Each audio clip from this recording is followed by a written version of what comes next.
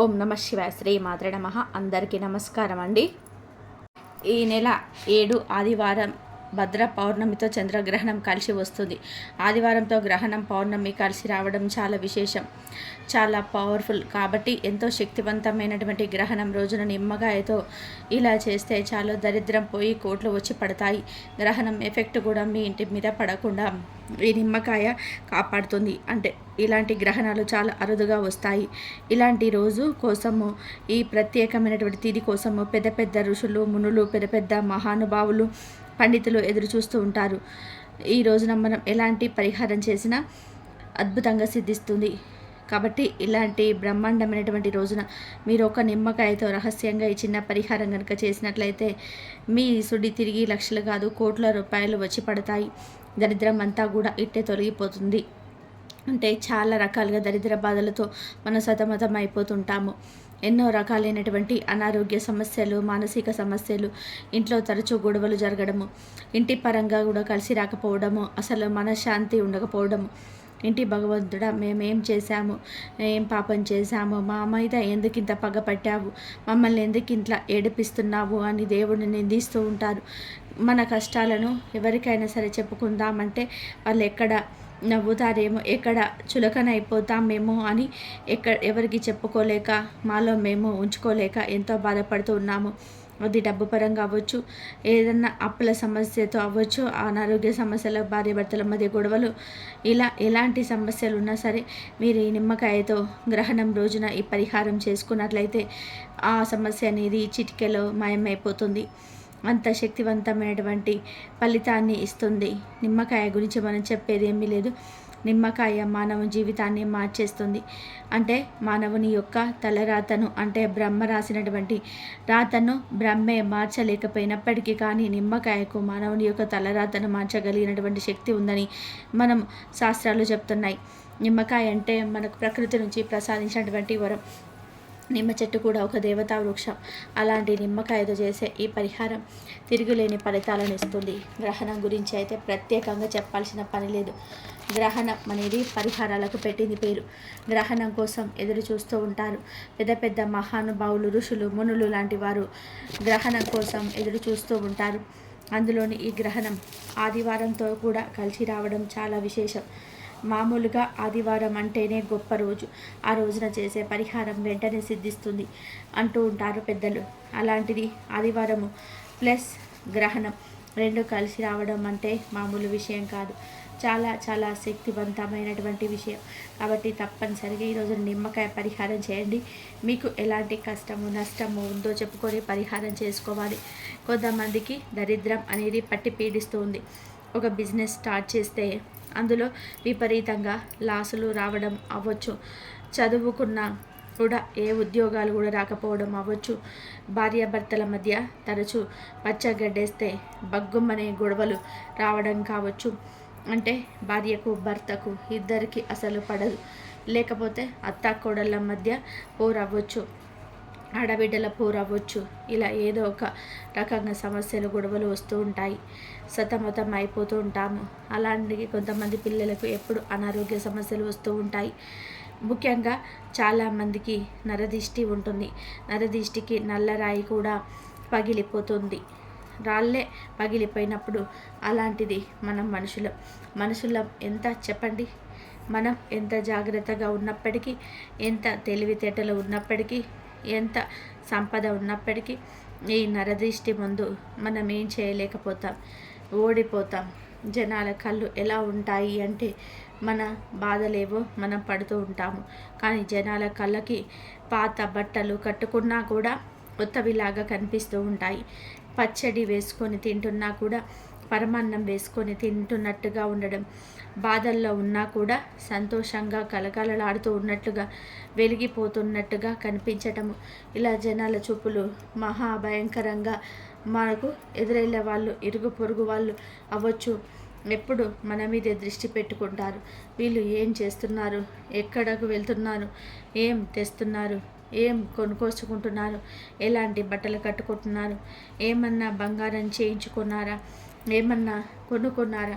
వీళ్ళ ఆయన తెగ సంపాదిస్తున్నాడు, లేకపోతే వీళ్ళ ఆయన అందంగా ఉన్నాడను, లేకపోతే వీళ్ళ ఆవిడ అందంగా ఉన్నదను, పిల్లలు బాగున్నారని ఇలా ఎప్పుడు కూడా తరచూ మన ఇళ్ళ మీదే కళ్ళు పెట్టుకొని చూస్తూ ఉంటారు. ఆ నరదిష్టికి ఎంత జాగ్రత్తగా ఉన్నప్పటికీ కూడా మనకు కష్టాలను తెచ్చి పెడతాయి.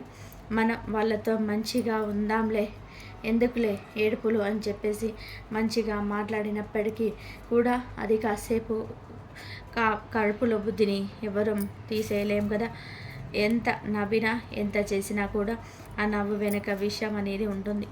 ఇది అందరికీ సంబంధించింది కాదు, కానీ ఎక్కువ శాతం జనం ఇలాగే ఉన్నారు. ముందు నవ్వులు, వెనక చాడీలు, ఏడుపులు. అలాంటి నరదిష్టి వల్ల చాలా రకాలైనటువంటి సమస్యలతో సతమతం అయిపోతూ ఉంటాము.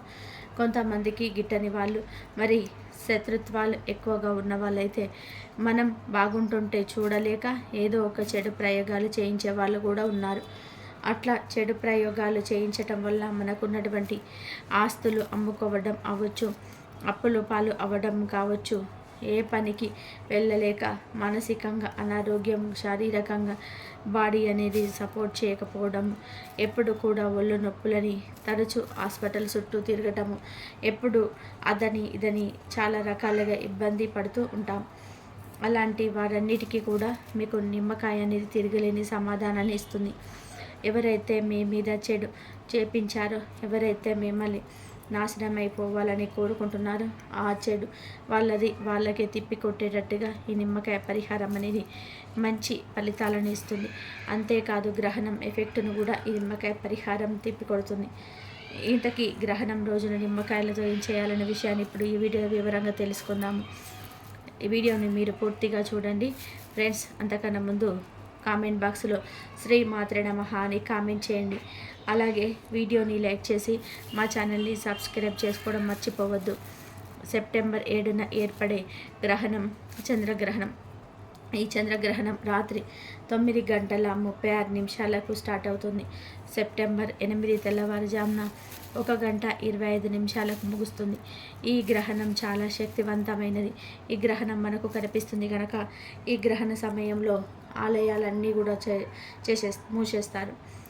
మన పూజ గదిని కూడా క్లోజ్ చేసేసేయాలి. పూజ గదిలో దర్భలను వేసి క్లోజ్ చేసేసుకోవాలి, లేదా వస్త్రంతో తెరలాగా వేసుకోవాలి. అలాగే ఈరోజు పొరపాటున కూడా నాన్ వెజ్ను తినకూడదు. అతి త్వరగా అరగదు కనుక నాన్ వెజ్ని అవాయిడ్ చేసేయండి. అంతేకాదు ఈరోజు రాత్రి భోజనం చేయకూడదు. సాయంత్రం 5 లోపే అందరూ ఆహారం తినేయాలి. 6 తర్వాత ఇక ఏమీ తినకూడదు. గర్భిణీ స్త్రీలు మాత్రం గ్రహణ సమయంలో ఆకలి వేస్తే కేవలం ఫ్రూట్స్ తినాలి. రాగి చెంబులో నీటిని ఏర్పాటు చేసుకొని ఆ నీటిలో తులసి దళం వేసుకొని తాగవచ్చు. ఇది కేవలం గర్భవతులకు మాత్రమే. ఆరోగ్యంగా ఉన్న వారందరూ కూడా సాయంత్రం 5 తర్వాత ఆహారం తినకూడదు. రోగ పీడితులు, పిల్లలు, చంటి పిల్లలు ఈ గ్రహణ సమయంలో ఆహారం తినవచ్చు, తప్పేమీ లేదు.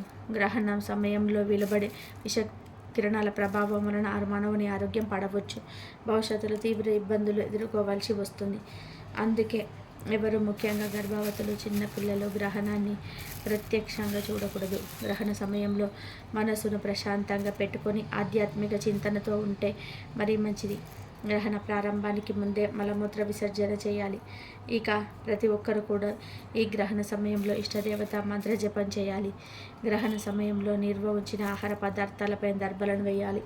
గ్రహణం పట్టినప్పుడు పట్టు స్నానం, విడిపించినప్పుడు విడుసు స్నానం కూడా చేయాలి. లేదు అర్ధరాత్రి టైంలో మేము స్నానం చేయలేము అనుకునేవారు మరునాడు ఉదయం లేవగానే స్నానం చేసుకుంటే గ్రహణ దోషం తగలకుండా ఉంటుంది. ఈ గ్రహణం రోజు అందరూ కూడా ఇంట్లో ఈ గ్రహణ సమయానికి గంట ముందే రావి ఆకులను గుమ్మాలకు తోరణాల్లాగా కట్టుకోవాలి.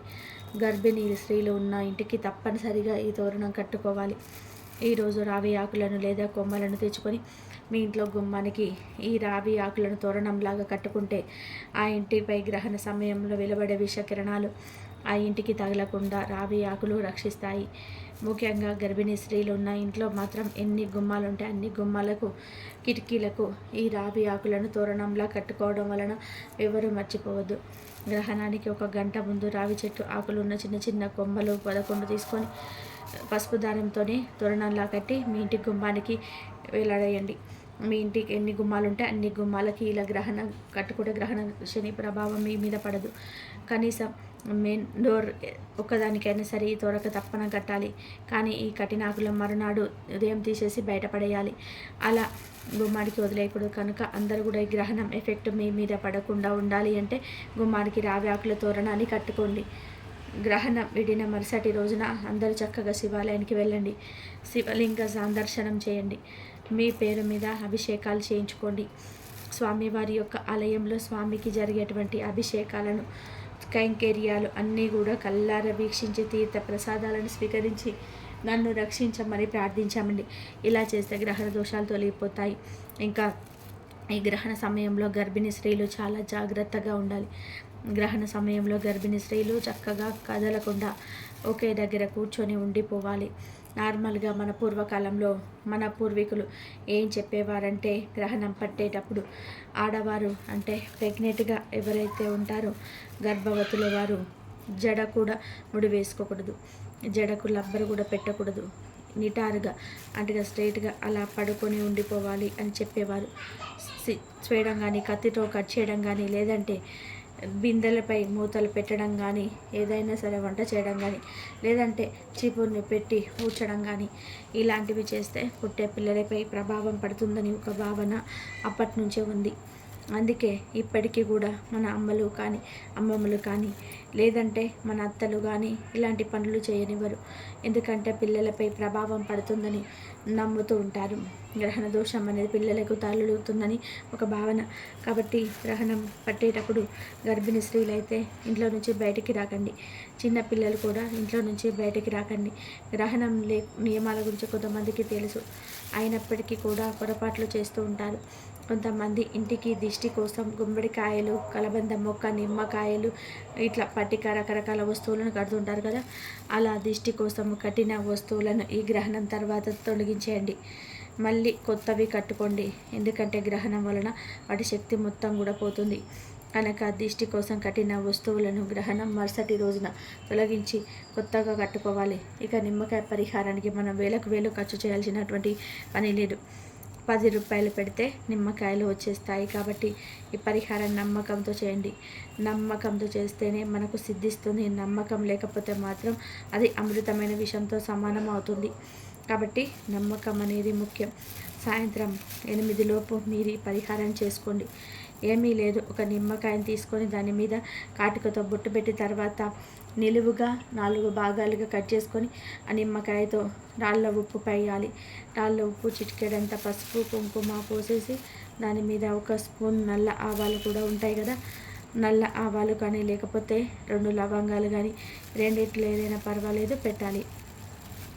శనిని తీసేయడానికి గ్రహణం ఏదైనా చెడు ఉన్నా మన జీవిత పరంగా ఏదైనా దోషాలు దిష్టి ఇలా ఏవి ఉన్నా సరే తీసేయడానికి 2 లవంగాలు లేదా 1 స్పూన్ నల్ల ఆవాలు కానీ ఈ నిమ్మకాయలు పోయాలి. ఆ పైన ఒక తమలపాకును ప్లేట్లో పెట్టి ఆ నిమ్మకాయలు నిలబడడానికి ఆకు మీద కొంచెం ఉప్పు వేసేసి దాని మీద ఈ నిమ్మకాయను నిల్చోపెట్టేసేయాలి. ఇక్కడ మీకు ఇట్లా నిమ్మకాయ పెట్టేసి తర్వాత ఆ నిమ్మకాయను సహా ప్లేట్ను ఇల్లంతా తిప్పాలి. అంటే ఇంట్లో అన్ని గదులు కూడా తిప్పేసేయాలి. లాస్ట్లో నిమ్మకాయను తీసుకొని వెళ్ళి మీ ఇంటి బయట గుమ్మానికి కుడి వైపున పెట్టేసేయాలి. గ్రహణం మొదలవ్వక ముందే ఇలా పెట్టేయాలి. అలా పెట్టడం వలన ఆ నిమ్మకాయ గ్రహణం ఎఫెక్ట్ మొత్తాన్ని లాగేసుకుంటుంది. మీ ఇంట్లోకి ఎలాంటి చెడు రాకుండా అడ్డుకుంటుంది. ఈ నిమ్మకాయను గుమ్మం పక్కన పెట్టి ఇక రాత్రి మొత్తం కూడా అలా వదిలేసేయండి. అంతేకాదు ఇలా పెట్టడం వలన ఇంటి పరంగా ఉన్నటువంటి చెడు మొత్తం కూడా పోతుంది, దిష్టి మొత్తం పోతుంది, మీ కష్టాలు పోతాయి. ఇందులో పెట్టినటువంటి ఉప్పు చాలా శక్తివంతమైనది. ఉప్పు గురించి చెప్పేది ఏమీ లేదు. దిష్టిని దోషాలను తీసివేయడానికి, మనకు అప్పులను కానీ కష్టాలను కానీ తీసేయడానికి చాలా శక్తివంతంగా పనిచేస్తుంది. సముద్రం నుండి పుట్టింది కాబట్టి లక్ష్మీదేవికి సోదరిగా ఉప్పుని చెప్పుకుంటూ ఉంటాము. ఇలాంటి నిమ్మకాయ ఉప్పు, అందులో పెట్టినటువంటి లవంగాలు అవ్వచ్చు లేదా ఆవాలు అవ్వచ్చు, ఇవన్నీ కూడా ఏంటంటే శనిని లాగేస్తూ ఉంటాయి. ఇక మరునాడు ఉదయాన్నే లేచిన తర్వాత దీన్ని తీసేసి తిరిగి ఇంట్లో తీసుకురాకుండా ఏదైనా డ్రైనేజ్ కాలువలో కానీ లేదంటే పర్ర నీటిలో కానీ పోసేయండి. ఇలా చేయడం వలన గ్రహణ దోషాలన్నీ కూడా నిమ్మకాయతో పాటు పొడతాయి. మీ ఇంటి పరంగా ఒక ప్రశాంతకరమైనటువంటి వాతావరణం అనేది ఉంటుంది. గ్రహణం రోజున ప్రత్యేకంగా ఇలా చేయడం వల్ల ఖచ్చితంగా చేయడం మొత్తం వెళ్ళిపోయి లక్ష్మీదేవి మన ఇంట్లో స్థిర నివాసం ఉంటుంది. గ్రహణ దోషాలు కూడా పూర్తిగా తొలగిపోతాయి. చాలా పవర్ఫుల్గా పనిచేస్తుంది. మీకు తిరుగులేని ఫలితం అనేది ఇస్తుంది. కాబట్టి చక్కగా గ్రహణం రోజు ఈ నిమ్మకాయ పరిహారం చేసేసుకొని మీకు ఉన్నటువంటి సమస్యలన్నిటి కూడా చిటికలో తీసేసుకోండి. ఆనందంగా జీవించండి. అందరూ ఈ గ్రహణ నియమాలను తప్పనిసరిగా పాటించాలి.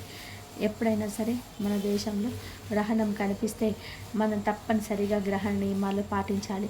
ఎందుకంటే పూర్వం మన మహర్షులు గ్రహణ సమయంలో ఉండే దోషాలను గ్రహించి మానవాళి మేలు కోసం దోషాలు తగలకుండా ఉండడం కోసం గ్రహణ నియమాలను ఏర్పరిచారు.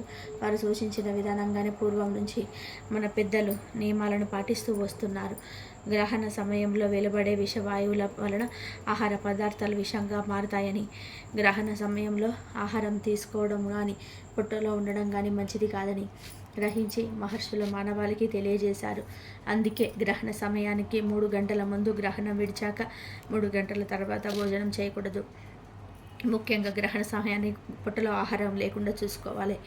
ఈ సమయాన్ని కాదని ఎవరైనా ఆహారం తింటే వారికి భవిష్యత్తులో ఆరోగ్య సమస్యలు మరియు జీర్ణకోశ వ్యాధులు వస్తాయి. అంతేకాదు గ్రహణ సమయంలో భోజనం చేసేవారు నరకానికి పోతారని ఆ మహర్షులే మానవాళికి తెలియజేశారు. అలాగే గ్రహణ సమయంలో ఆహార పదార్థాలపై అంటే నిల్వ చేసే పదార్థాలపై ఉంటాయి కదా, వాటిపై దర్భలను కానీ తులసి ఆకులను కానీ వేసి ఉంచుకోవాలి. అప్పుడు వాడికి గ్రహణ దోషం అంటదు. నిల్వ పదార్థాలు అంటే ఊరగాయలు, పచ్చళ్ళు, ఫ్రిడ్జ్లో పెట్టి ఉంచే అట్లు, ఇడ్లీ పిండిలు, బియ్యం, పచ్చి కూరగాయలు, ఫ్రూట్స్, పప్పులు, ఉప్పులు, నూనెలు ఇలాంటి వాటిపై దర్భలు కానీ తులసి ఆకులు కానీ ఉంచాలి. అదేవిధంగా గ్రహణ సమయంలో దర్భలను ఇంటిపై అంటే ఇంటిపై కప్పుపై కానీ డాబాపై కానీ వేసుకోవడం వల్ల గ్రహణ సమయంలో వెలుగొని విషవాయువుల ప్రభావం మన ఇంటిపైన తగ్గుతుంది. ఎందుకంటే దర్భకు వికరణ శక్తి, నిశక్తిగా చేసే గుణం ఉంది. ఇది దర్భకు ప్రకృతి ఇచ్చిన వరం. దర్భలను ఆయా వస్తువులపై ఉంచడం వలన గ్రహణ కాలంలో వెలువడే విషవాయువులను తిప్పికొడుతుంది. ఇది వైజ్ఞానికులు పరిశోధించి తేల్చిన విషయం. గ్రహణ సమయంలో కొన్ని మార్పులు సంభవిస్తాయి, కొన్ని విషవాయువులు జన్మిస్తాయి. ఇవి భూమి మీద ఉన్న సమస్త మానవాళిపై ప్రభావం చూపిస్తాయి.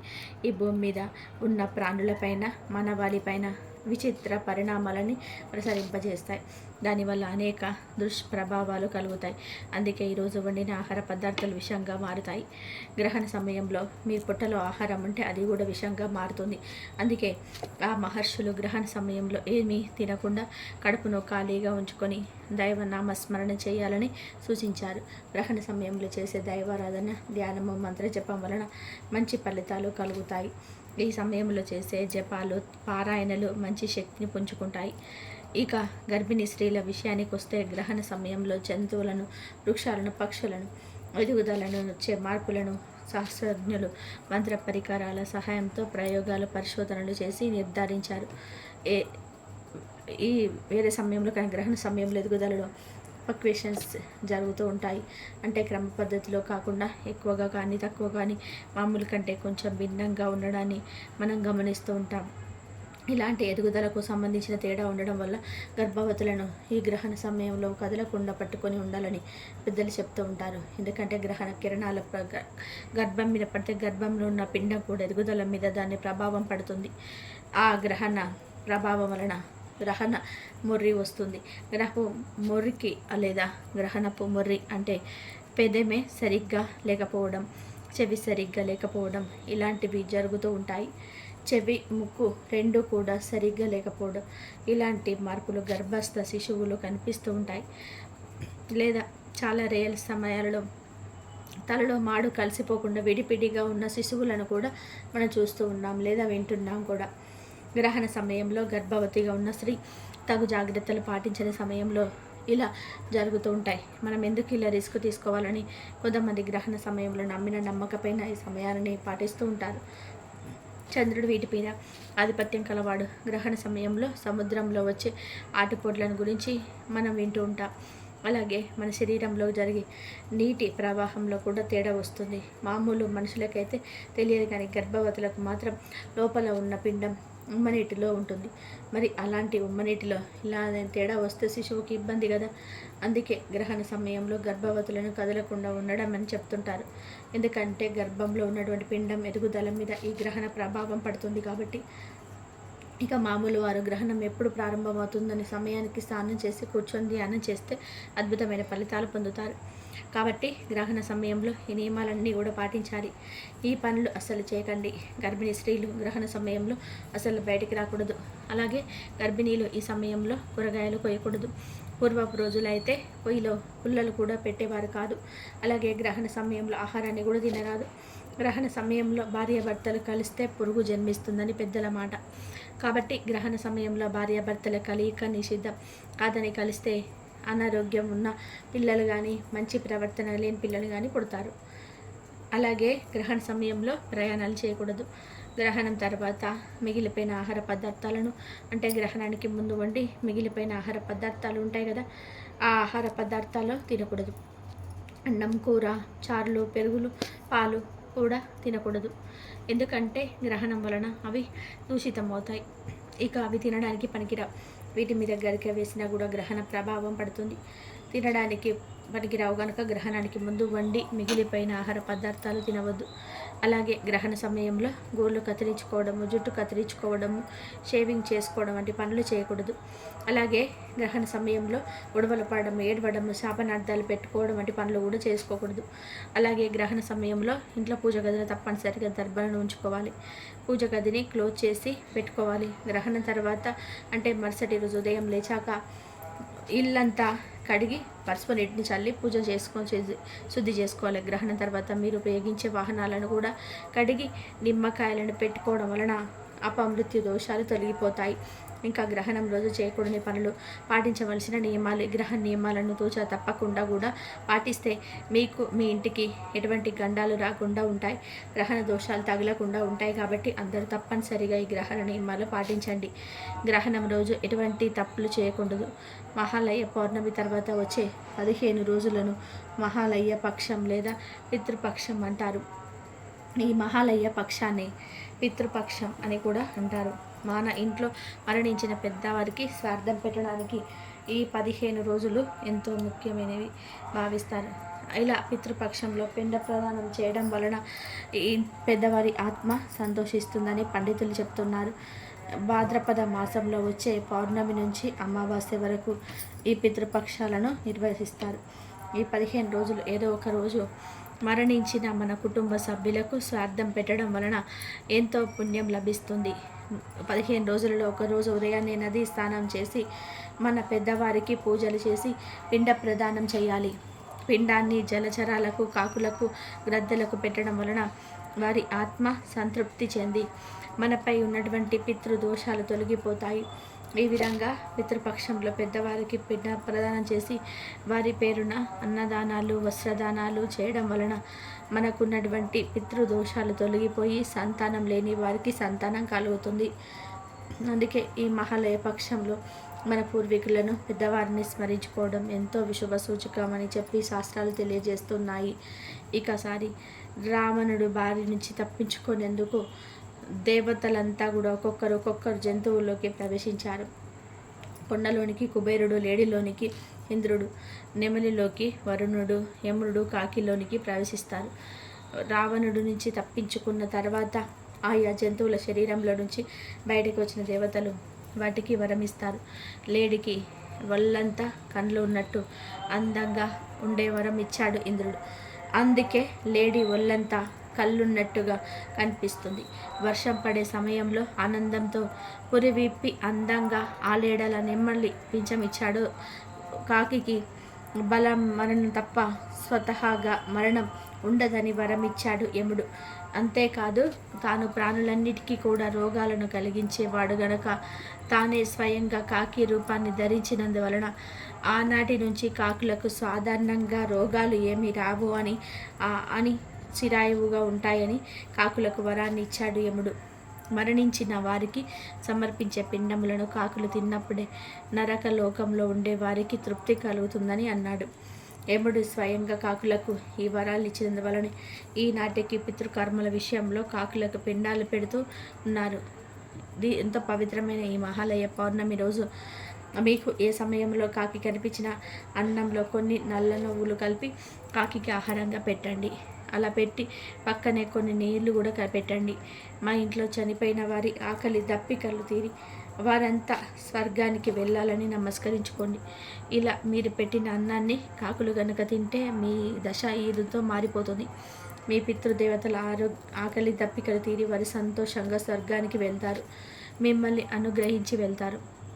పితృదేవతలు అనుగ్రహిస్తే మీ జీవితంలో దుఃఖాలు బాధలు ఉండవు, సకల శుభాలు కలుగుతాయి. పితృదేవతలు మీ వంశాభివృద్ధి చెందేలాగా దీవించాలంటే మహాలయ పౌర్ణమి రోజు తప్పనిసరిగా ఈ విధంగా కాకులకు అన్నం పెట్టండి. నిత్యం దేవత ఆరాధన ఎంత చేసినా, ఎన్ని దాన ధర్మాలు చేసినా కూడా ఏడాదికి 2 రోజులు పితృ దేవతలను గుర్తు తెచ్చుకోలేని జన్మ వృధా. ఈ చర్యను మీ భగవంతుడు కూడా మెచ్చడు. దేవతలు వరాలు మాత్రమే ఇస్తారు, కానీ పితృదేవతలు శోభిస్తే శాపాలు ఇస్తారు. కావున ఇంత బిజీగా ఉన్న ఏడాదికి 2 సార్లు జన్మనిచ్చిన వారి కోసం కేటాయించడం మన ధర్మం. మహాలయ పక్షంలో పితృలను స్మరించుకొని పిండ ప్రదానం చేయాలి, లేదా తర్పణాలు వదలాలి. అది కూడా చేయలేని వారు కనీసం పితృల ఫోటో ముందు నమస్కారం చేసుకోవాలి. అప్పుడే పితృదేవతలు సంతోషిస్తారు. దానశీలిగా పేరు పొందిన కర్ణుడికి మరణం అనంతరం స్వర్గం ప్రాప్తించింది. ఆయన స్వర్గలోకానికి కూడా వెళ్తుండగా మార్గం మధ్యంలో ఆకలి దప్పిక కలిగాయి. ఇంతలో ఒక ఫలవృక్షం కల్పించింది. ఎంతో సంతోషం. కర్ణుడు పండు కోసుకొని తిందామని నోటి ముందుంచుకున్నాడు. ఆశ్చర్యం, ఆ పండు కాస్త బంగారపు ముద్దగా మారిపోయింది. ఆ చెట్టుకు ఉన్న పండ్లే కాదు, మిగతా ఏ చెట్టు పండ్లు కూడా కొయ్యబోయినా అదే అనుభవం ఎదురైంది. ఇక లాభం లేదనుకొని కనీస దప్పికైనా సరే తీర్చుకుందామనుకొని సెలయేటిని సమీపించి దోసిట్లోకి నీటిని తీసుకొని నోటి ముందుంచుకున్నాడు కర్ణుడు. కానీ ఆ నీరు కూడా బంగారపు నీరుగా మారిపోయింది. స్వర్గలోకానికి వెళ్ళాక అక్కడ కూడా అదే పరిస్థితి ఎదురైంది. దాంతో కర్ణుడు తాను చేసిన తప్పేమిటి, తనకిలా ఎందుకు జరుగుతుందని వాపోతూ ఉండగా, కర్ణ, నీవు దానశీలివిగా పేరు పొందావు. చేతికి ఎముక లేకుండా దానాలు చేశావు. అయితే ఆ దానాలన్నీ బంగారము, వెండి, డబ్బు రూపేణా చేశావు, కానీ కనీసం ఒకరి కూడా అన్నం పెట్టి ఆకలి తీర్చలేదు. అందుకే నీకు ఈ దుస్థితి ప్రాప్తించిందని ఆ శరీరవాణి పలుకులు వినిపించాయి. అప్పుడు కర్ణుడు తన తండ్రి అయిన సూర్యదేవుని వద్దకు వెళ్ళి పరిపరి విధాలుగా ప్రాధేయపడగా, ఆయన కోరిక మేరకు దేవరాజైన ఇంద్రుడు కర్ణుడికి ఒక అపురూపమైన అవకాశం ఇచ్చాడు. నీవు వెంటనే భూలోకానికి వెళ్ళి అక్కడ అన్నార్తులందరికీ కూడా అన్నం పెట్టి మాతాపితులకు తర్పణాలు వదిలి తిరిగి రమ్మన్నాడు. ఆ సూచన మేరకు కర్ణుడు భాద్రపద బహుళ పాడ్యమి నాడు భూలోకానికి చేరుకున్నాడు. అక్కడ పేదలు, బంధుమిత్రులు అందరికీ అన్న సంతర్పణ చేశాడు. పితృలకు తర్పణాలు వదిలాడు. తిరిగి భాద్రపద అమావాస్య నాడు స్వర్గానికి వెళ్ళాడు. ఎప్పుడైతే కర్ణుడు అన్న సంతర్పణలు, పితృతర్పణలు చేశాడో అప్పుడే ఆయనకు కడుపు నిండిపోయింది, ఆకలి తీరింది. అలా కర్ణుడు భూలోకంలోనే గడిపి తిరిగి స్వర్గానికి వెళ్ళిన ఈ పక్షం రోజులకి మహాలయ పక్షం అని పేరు. ఈ మహాలయ పక్షంలో చివరి రోజే మహాలయ అమావాస్యగా పిలుస్తారు. ఈ మహాలయ పక్షంలో తర్పణాలు వదలలేని వారు ఈ రోజుల్లో ఉదయమే మీ ప్రధాన ద్వారం ముందు లోపల నిలబడి చేతులు జోడించి మీ పితృదేవతలను స్మరించుకొని వారికి నమస్కారం చేస్తూ, నేను పితృపక్షము పాటించుటకు ఆసక్తుడను కావున నన్ను మన్నించి మీ దీవెనలు అందజేయండి అని మనసులోని ప్రార్థన చేయడం ద్వారా శుభ ఫలితాలు కలుగుతాయి. భాద్రపద పూర్ణిమకు ఎంతో ప్రాముఖ్యత ఉంది. ఈ రోజున విష్ణు రూపమైనటువంటి సత్యనారాయణ స్వామి వారికి పూజలు చేస్తారు. ఇదే రోజు ఉమా మహేశ్వర ఉపవాసం కూడా చేస్తారు. ఈ రోజున పితృదేవతలకు ఆర్జ్యం ఇవ్వడం, గోమాతకు అవిష ఆకులు పెట్టడం వలన కష్టాలు, శుభ ఫలితాలు కలుగుతాయి. భాద్రపద పూర్ణిమ నాడు సత్యనారాయణ స్వామిని ఆరాధించడం ద్వారా ఈతి బాధలు తొలగిపోతాయి. ఈరోజు ఉదయం నిద్రలేచి శుచిగా స్నానం ఆచరించాలి.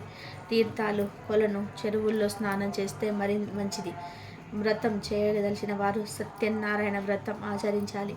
సత్యనారాయణ కథను విన్న తర్వాత ప్రసాదాన్ని స్వీకరించుకోవడం మర్చిపోద్దు. ఆ తర్వాత బ్రాహ్మణులకు వస్త్రదానం చేయాలి. అలాగే ఉమామహేశ్వర వ్రతం కూడా ఈరోజు ఆచరించవచ్చు. భాద్రపద పూర్ణిమ రోజున చాలామంది ఉమామహేశ్వర ఉపవాసం చేస్తారు. ఉమామహేశ్వర వ్రతం మహిళలకు చాలా ముఖ్యం. వ్రతం చేయడం వలన తెలివైన సంతానంతో పాటు అదృష్టం కూడా వరిస్తుంది. ఈ పూజ ఎలా చేయాలి అంటే, శివపార్వతీదేవి విగ్రహాన్ని లేదా పటాన్ని పూజ గదిలో ఉంచి వారికి ధూపము, దీపము, అత్తరు, పువ్వులు సమర్పించాలి. స్వచ్ఛమైన నెయ్యితో కలిపిన ప్రసాదాన్ని నివేదించాలి. మత్స్యపురాణంలో ఉమామహేశ్వర వ్రతం ప్రస్తావించబడింది. ఒకసారి దుర్వాస మహర్షి శంకరుని దర్శనం ముగించి తిరిగి వస్తుండగా మార్గ మధ్యంలో శ్రీ మహావిష్ణువును కలిశాడు. అప్పుడు శివుడు తనకిచ్చిన బిల్వమాలను విష్ణువుకు కానుకగా ఇచ్చాడు. దుర్వాసురుడు విష్ణువు దానిని గరుడ మెడలో వేశాడు. అది చూసిన మహర్షి దుర్వాసుకు కోపం వచ్చి విష్ణువును శపించాడు. నువ్వు శివుడిని అగౌరవపరిచాడు కాబట్టి శ్రీ మహాలక్ష్మి నుంచి దూరం అవుతావని దుర్వాస మహర్షి విష్ణువును శపిస్తాడు. లక్ష్మీదేవి క్షీరసాగరంలోకి వెళ్ళిపోయి నీకు దూరం అవుతుందని, శేషనాగు కూడా నీకు సహకరించదని శపిస్తాడు. అది విన్న విష్ణు వెంటనే మహర్షిని క్షమాపణ కోరి గౌరవంగా శాపం నుంచి విముక్తి పొందడానికి పరిష్కారాన్ని అడిగాడు. అప్పుడు దుర్వాస మహర్షి శాంతించి ఉమామహేశ్వర వ్రతం ఆచరించాలని ఉపాయం చెప్తాడు. ఆ రోజు ఉపవాసం చేయమని మహర్షి వెల్లడిస్తాడు. అలా ఉమామహేశ్వర వ్రతం ఆచరించిన తర్వాతే శ్రీ మహావిష్ణువు లక్ష్మీదేవిని తిరిగి పొందగలిగాడని పురాణాలు చెప్తున్నాయి. ధన్యవాదాలు. ఇంతవరకు చూసినందుకు ఈ వీడియో కనుక నచ్చితే లైక్ చేయండి, షేర్ చేయండి, సబ్స్క్రైబ్ చేయండి. మరొక మంచి వీడియోతో మళ్ళీ కలుద్దాం.